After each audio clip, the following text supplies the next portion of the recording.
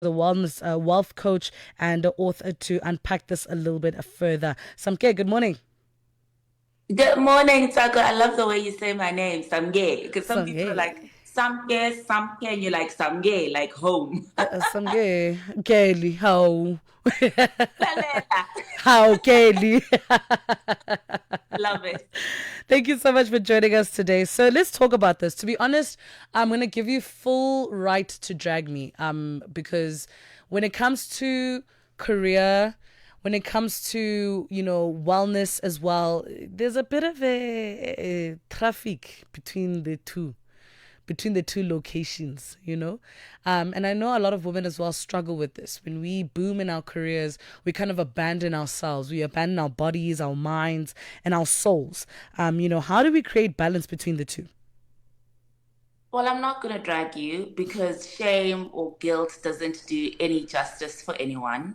What I will say is that, one unfortunately tends to realize the importance of wellness and their definition of balance only once they've reached the point of either depression or burnout or fatigue or a loss in productivity. Then they realize how interconnected these two are. So, if you can be aware of it before you reach that point, and if you can start exercising routines that allow you to be as productive as your system allows, because my wellness routine is different to yours and is unique to everyone, then I think you'll be able to see the benefits and how your output, your productivity, your results, even your bank balance is even better as a result of exercising those wellness routines that are unique to you. But I find it very interesting. I think the past 5 years, women have been very aggressive about wealth building. When you look at some of the entrepreneurship statistics, we're saying that Africa is holding the highest number of entrepreneurs of women across the world. We're being very, very aggressive about the way that we're building our wealth. And, what does this look like, especially with brand building and negotiating with our sponsors? What did that look like, especially in conjunction to the summit that took place yesterday? Well, I think we need to remember that we need to contextualize these statistics because on the surface it looks very positive and promising. But then you look at, for instance, the World Economic Forum report that was released in 2020, 2021, that said that all of the women's wealth in Africa, so every woman in Africa, if you were to combine her wealth, it is less than the wealth of the top four richest men in the world. So we cannot just say, oh, women are building aggressively, they're entrepreneurial aggressively without, looking at the next layer to say, what does that look like? And also separating entrepreneurship that is as a result of one's passion, skills, and drive, and entrepreneurship that is as a result of being a subsistence entrepreneur because you need to put food on the table and you don't have a choice. So once we've separated those two and now say, okay, let's look at where women have the opportunity of creating wealth for themselves.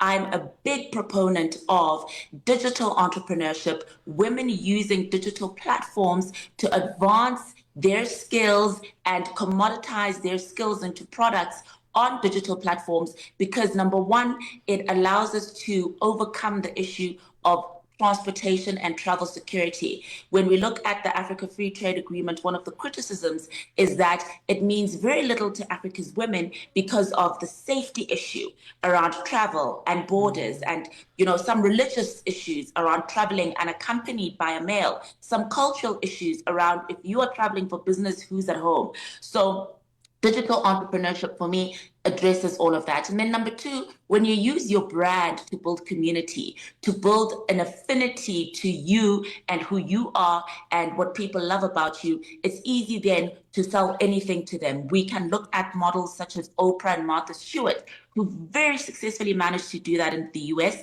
We can also look at business structures such as multi-level marketing, where really the sales happens as a result of the strength of relationships you have with your community and your people. So when you look at the fact that Africa's women are the best at storytelling historically around the world. When you look at the fact that using digital platforms will overcome the issues brought about by the safety of travel and the cultural nuances as well. And then you look at the power of branding and our natural ability to create community. All of a sudden, it becomes a no brainer that we should be at the forefront of this digital revolution if we're going to create tangible wealth for ourselves as Africa's women. Girl to girl, do you think enough grace is given to us though when we are using our personal brands to build wealth?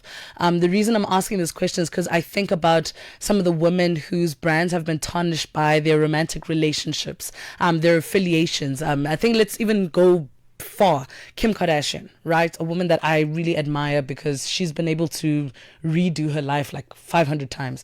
When you think about how her divorce from Kanye was this catastrophic thing to her brand, and it's almost like they deemed her as unfashionable because, you know, she lost this great husband. When you think about women already in our soil, on our soil, Bonang Mateba, you know, powerful women, but there's something that happens sometimes when they enter public romantic relationships that can end really badly. Do you think enough grace is given to women who build their wealth on their personal branding, and that fear of living authentically and telling your story authentically? You know, it's somehow, I don't think enough grace is actually given to women when it comes to that. We don't need it. And so once you remove yourself from the fact that you don't need it, you'll be free. Kim Kardashian has continued to make money, even more money post her divorce, with her Nike collaboration, dressing the US Olympic team. Bonang Mateba's bank balance is very healthy, regardless of the relationships she's had or have not had. The fact that she's not married, the fact that she doesn't have children continues to be a criticism. But her bank balance is healthy, House of B&G is selling, and Sis is the custodian of her brand and is the custodian of the one thing no one can take from her. So I think as women, we tend to attach too much power to grace and too much power to wanting to be accepted and understood when the world's richest women are all misunderstood. So the importance again of having a wellness routine and a wellness structure. I'm in therapy twice a month because I understand that I need to I'm still coming to terms with being misliked, misunderstood, and be able to stand in my truth, regardless of whether that truth will be liked or not.